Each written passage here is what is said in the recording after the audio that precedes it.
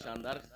मैं थोड़ी देर बस एक तालिब इल्म की हैसियत से कुछ बातें बयान कर, बड़ी मोतबर रिवायत मुस्लिम शरीफ, किताब का नाम क्या है बोल दीजिए, मुस्लिम शरीफ। और इस किताब के बारे में उलमा ये फरमाते हैं, मुहद्दिसीन का इस बात पर इत्तफाक है, तलक्की बिलकुबूल हासिल है, पूरी उम्मत का इजमा है कि कुरान के बाद सबसे अफजल किताब बुखारी शरीफ, उसके बाद मुस्लिम शरीफ। इन दोनों किताबों में जितनी हदीसें हैं सब की सब हदीसें सही है, इस पर कोई एतराज नहीं। अब इस पर जो एतराज करे वो अपने वक्त का सबसे बड़ा अबू जहल है, जाहिल नहीं बल्कि अबू जहल। क्यों? इसलिए कि जितनी हदीसें हैं सब की सब हदीसें सही है, और उसमें ये हदीसे पाक मौजूद है। अब जो इस हदीसे पाक को ना माने तो आप समझ लीजिए कि वो सही माना में मुसलमान भी नहीं। जो इस हदीस को ना माने वो सही माना में मुसलमान नहीं, कामिल मुसलमान नहीं। रिवायत क्या है? सहाबी रसूल, बड़े मोतबर सहाबी हैं, नाम है हजरत अबू हुरैरा। सबसे ज्यादा हदीस को रिवायत करने का शरफ जिस अजीम सहाबी को हासिल हुआ, उस अजीम सहाबी को हजरत अबू हुरैरा कहा जाता है।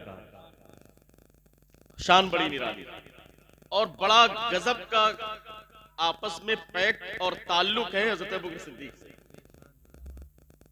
इनको इस मंजिल तक लाने के लिए वसीला हजरत अबू बकर सिद्दीक की जात, वो अबू बकर सिद्दीक जिनके सिलसिले की निस्बत से आप मुरीद हैं, और सबसे पहले इस सिलसिले का नाम सिलसिले सिद्दीकिया था। बहुत अजीम मामला। साहबी रसूल हज़रत अबू हुरैरा प्यारे आका की बारगाह में हाजिर है। चूंकि आप जिस सिलसिले से मुरीद हैं, हुजूर साहिब सज्जादा अल्लामा डॉक्टर सैयद राशिद मियां साहब किबला, आप इनका हाथ चूमे, इनका पैर चूमे, ये कोई बहुत बड़ी बात नहीं है कि नहीं? इसलिए कि गर वक्ते अजल सर तेरे कदमों में धरा हो, जितनी हो कज़ा एक ही सजदे में अदा। ये मैं नहीं कह रहा हूं, आप सुन लीजिए। बरेली के इमाम इश्क मोहब्बत ने फतावा रज़विया शरीफ में लिखा, कहा कि बात ताज़ीम किया जाए, अदब किया जाए तो लोग एतराज करते हैं कि हाथ चूमा जाता है, पैर चूमा जाता है। बरेली के इमाम ने बहुत ही अच्छा इसका नजरिया पेश किया और बाकायदा मामला ही क्लियर कर दिया। फरमाया बात ताज़ीम किया जाए, जरूरी नहीं कि जब आदमी चिल्ला के बोले तभी सुभान अल्लाह कहें।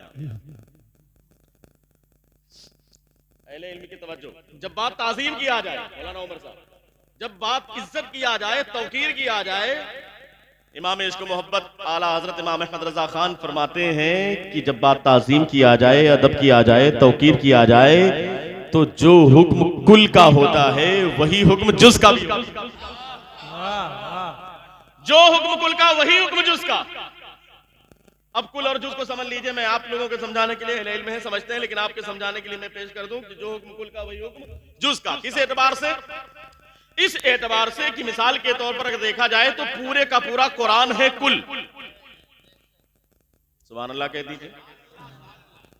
मैं चंदा नहीं मांग रहा हूं, हमारे जाकिर भाई की मस्जिद बन रही है अल्हम्दुलिल्लाह, उसके लिए आप जो कुछ हो सकेगा ताउन कीजिएगा। अल्लाह का घर बन रहा है कि नहीं? वहां पर इंटर पढ़ना है, अल्लाह का एक घर बन रहा है। आप अगल बगल सब कुफारों की आबादी है, जाकिर भाई की बड़ी मेहनतें हैं, वहां पर अल्लाह का घर तामीर हो रहा है, जिससे जो हो सकेगा प्रोग्राम खत्म होते तक आप उसमें ताउन करें, गुजारिश है आप लोगों से हजरात किराम। लेकिन सुने, पूरे का पूरा कुरान है कुल, उसका एक पारा उसका जुज, एक सफा उसका जुज। बल्कि आप देखें तो अरबी में जो कुरान होता है उसमें पारा नंबर नहीं, पारा का माना भी टुकड़ा होता है, लेकिन अरबी में लिखा जाता है अल जुजुल अव्वल। तो पूरे का पूरा कुरान कुल, उसके एतबार से एक पारा उसका जुज, एक सफा भी हो वो भी उसका जुज, एक आयत वो भी उसका जुज, एक रुकू देखे तो वो भी उसका जुज।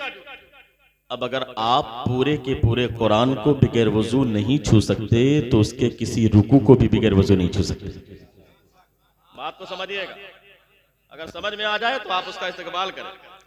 अगर पूरे का पूरा कुरान आप नहीं छू सकते बिगैर वजू, तो उसके किसी रुकू को भी बिगैर वजू, बोलिए भाई, बिगैर वजू किसी सफे को, किसी रुकू को, बल्कि किसी आयत को भी नहीं छू सकते। क्यों? इसलिए कि पूरे का पूरा कुरान नहीं छू सकते बिगैर वजू, तो उसके किसी पारे को, किसी सफे को, किसी रुकू को, किसी जुज को, किसी आयत को बिगैर वजू नहीं छू सकते। इसलिए कि बात ताज़ीम की है, बात अदब की है, फकीर की है, जो हुक्म कुल का वही हुक्म जुज़ का।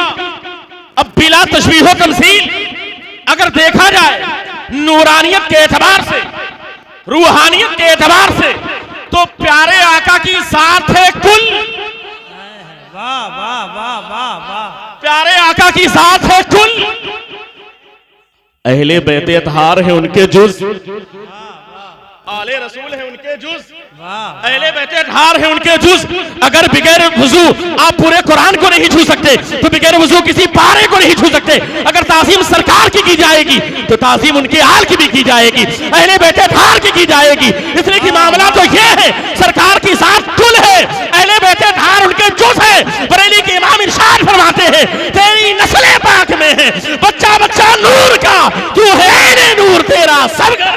नारे तकबीर, नारे रिसालत, मसलके आला हजरत, उर्से सराहौजी, जिंदाबाद जिंदाबाद। इसलिए ताज़ीम करते हैं। तो ताज़ीम करना सादात की है तो बरेली के इमाम का फतवा है कि नहीं? तो इसलिए हम चूमते हैं। अगर कोई एतराज करे तो उसे बताइएगा। इसलिए हम चूमते हैं। इसलिए क्यों? इसलिए कि हम तो चूम लेते हैं तो हमें लगता है कि हमने बहुत बड़ी बरकतें हासिल कर ली। हम चूमते हैं तो हमें लगता है कि हमने बड़ी कामयाबी हासिल कर ली। हम चूमते हैं तो हमें लगता है कि हमने बहुत नेकियां हासिल कर ली। और हम हाथ छू लें, चूम लें, या इनका कदम हमारे घर में पड़ जाए, या इनका हाथ हमारे ऊपर पड़ जाए, कसम खुदा की नसीबा चमक जाए, नसीबा चमक जाए। ऐसा है। क्यों? वजह यह है कि ये सरकार की आल है कि नहीं है? इनका देखना इबादत। उलमा इकराम है, मौलाना उमर साहब हशमती साहब हैं, बरकाती साहब, दीगर हमारे उलमा इकराम। उलमा के चेहरे को देखना भी इबादत, अहले बैत अतहार को देखना भी इबादत, इनके हाथ को चूमना भी सवाब का काम है। हजरत खालिद बिन वलीद को कभी किसी जंग में हार की नौबत ही पेश नहीं आई। किसी जंग में हार की सूरत पेश नहीं आई, बल्कि एक जंग में दौराने जंग घमासान जंग हो रही, मैदान कारजार में अपने वक्त का सिपह सालार खालिद बिन वलीद मैदान कारजार में है, लेकिन अचानक घोड़े से नीचे चले आए। उनका अमामा जमीन पर आ गया, अमामे को उठाया, सर पर रखा, वापस फिर तलवार हाथ मिली, फिर आप लड़ाई करने लगे, जंग में कामयाबी मिली। बाद में लोगों ने कहा, खालिद बिन वलीद आपको डर नहीं लगा? आपको समझ में नहीं आई बात? मैदान कारजार है, दुश्मन की पर नहीं, बल्कि अमामे के अंदर टोपी में मौजूद सरकार के बाल की बुनियाद पर मुझे हर जंग में कामयाबी मिली। अब बिला तशबीह तमसील, बिला तशबीह तमसील, जब खालिद बिन वलीद के अमामे के अंदर सरकार का बाल हो तो खालिद बिन वलीद को कहीं पर नाकामी ना मिले, कामयाबी मिल जाए। हमें कुंडा प्रतापगढ़ की सरजमीन पर रहने वाले सच्चे आशिकों, अहले बैत अतहार के चाहने वालों, जब खालिद बिन वलीद की टोपी में सरकार का बाल हो तो कामयाबी मिले। हमें हमारे हाथों में बाल नहीं, सरकार के आल का। वाह वाह वाह, जिंदाबाद वाह। नारे तकबीर, नारे रिसालत, तालीमाते अहले बैते मुस्तफा, नारे तकबीर, वाह वाह, जिंदाबाद।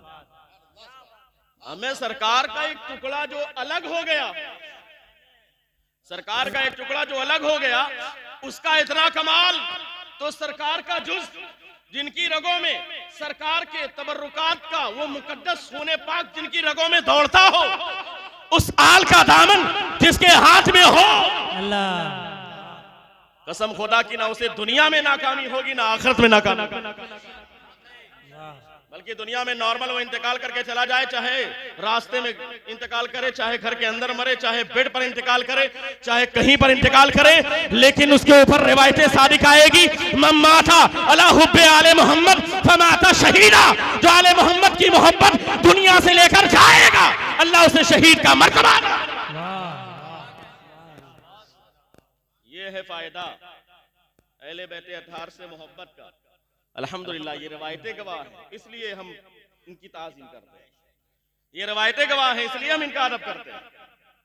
अब हज़रात किरामी याद रखिएगा, हमारा ये यकीन है कि अगर इनका हाथ हमारे सरों पर पड़ जाए तो हमें कामयाबी मिल जाए। आते नहीं इन लोग दूर से लेके आए, हजरत ये हमारा बेटवा है, एक सरवा पर अपना हाथ रख दे, सरकार अपना हाथ रख दे। क्यों? इसलिए कि हमें यकीन है कि इनका हाथ पड़ेगा तो बेटे का नसीबा संवर जाएगा। आम लोगों की बात, आम लोगों की बात, आज भी अपने तो अपने हैं, गैरों का अकीदा भी ये है कि अगर आप सिर्फ अल्लाह के घर में हाजिर हो जाएं, जिसे बैतुल्लाह कहा जाता है, मस्जिद कहा जाता है, आम आदमी, हम जैसे गुनहगार लोग, आप जैसे लोग अगर मस्जिद में चले जाएं और बाहर निकले तो अपने हैं, गैर का अकीदा आज भी इस पुरफितन दौर में, जबकि लड़ाने की बात चल रही है दुनिया में, जबकि मारपीट की बात चल रही है, प्लानिंग चल रही है, मुसलमानों को कैसे पस्त किया जाए, कैसे इनको दबाव में रखा जाए, ये कोशिशें चल रही है, फिर भी आज भी अकीदा है, अपनों का तो छोड़ो गैरों का भी, कि ये आम आदमी अल्लाह के घर में गया है, अब निकलने के बाद इतना पावर इसके अंदर आ गया है कि अगर बाहर निकलकर मेरे बच्चे के ऊपर दम कर देगा तो अल्लाह उसे शिफा अता फरमा। खड़े रहते हैं लोग, कटोरा लिए, गिलास लिए, डब्बा लिए खड़े रहते हैं पानी। क्यों भाई?